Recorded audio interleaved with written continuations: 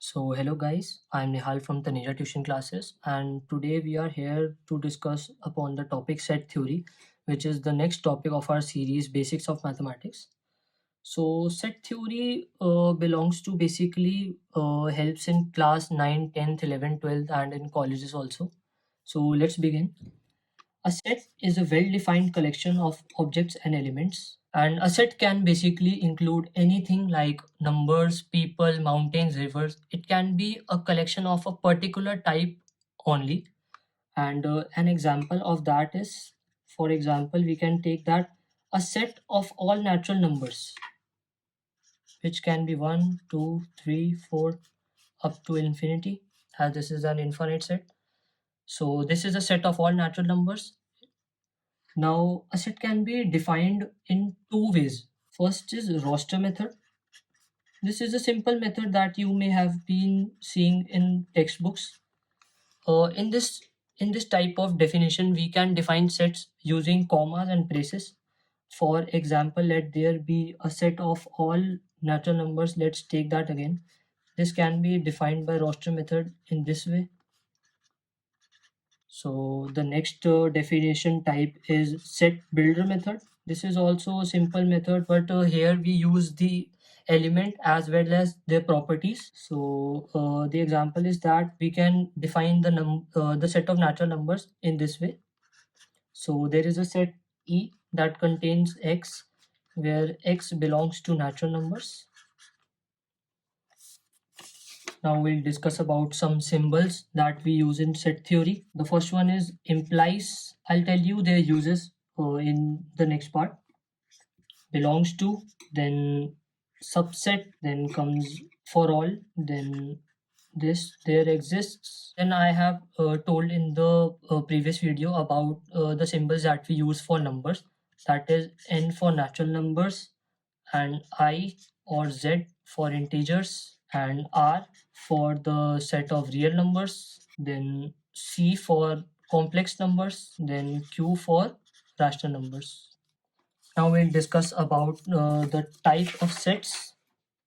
So basically there are different type of sets, and first one being null set. This is basically a simple set which is denoted by the symbol this or this. This is an empty set, or also known as void set. Example of this can be let there be a set where x is a number that can be has this property x plus 1, x square plus 1 is equal to 0, where x is a real number.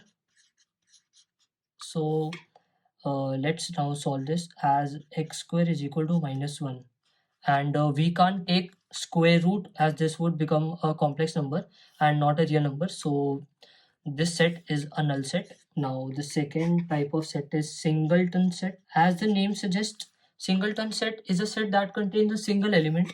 For example, 5. This is a singleton set. Now the third type of set is finite set.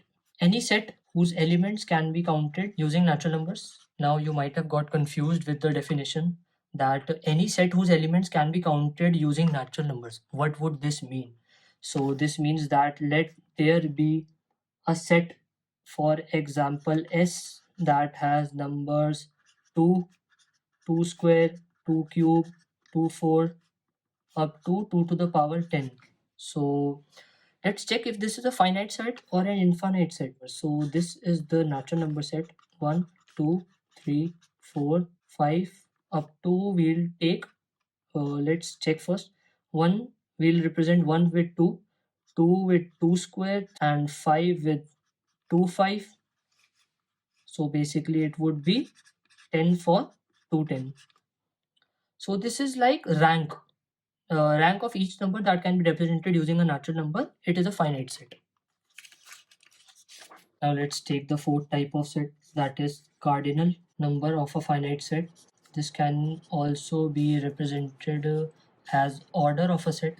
It is basically the number of elements inside a set. Let's take an example of a set that is 2, 4, 7, 8, 9. Now it is represented by a small n and the set name S. So as this counts to 5, so cardinal or order of this set is 5.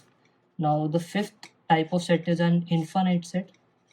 As the name suggests, it is a set that cannot be counted using natural numbers. A set that can't be counted using natural numbers.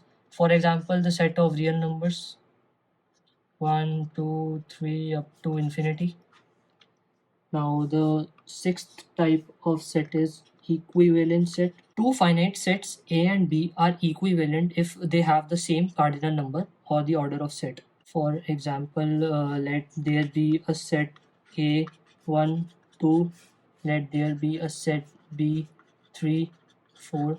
So n of A is equal to n of B is equal to 2. So both of these sets are equivalent. So the next type of set, that is the seventh type of set, is an equal set. Two sets are equal if every element of both of these sets are equal. For example, let there be two sets A 1, 2, 3 and B 1, 2 and 3. So A is equal to B. Now you must have noticed that previously I have discussed about equivalent sets, that when both the sets have same cardinal number or order, they both are equivalent. And now I'm discussing about the equal sets, that is when their elements are same, they are both equal.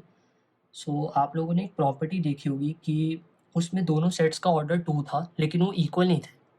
तो this is a property that two sets which are equal can be equivalent, but two equivalent sets cannot be equal.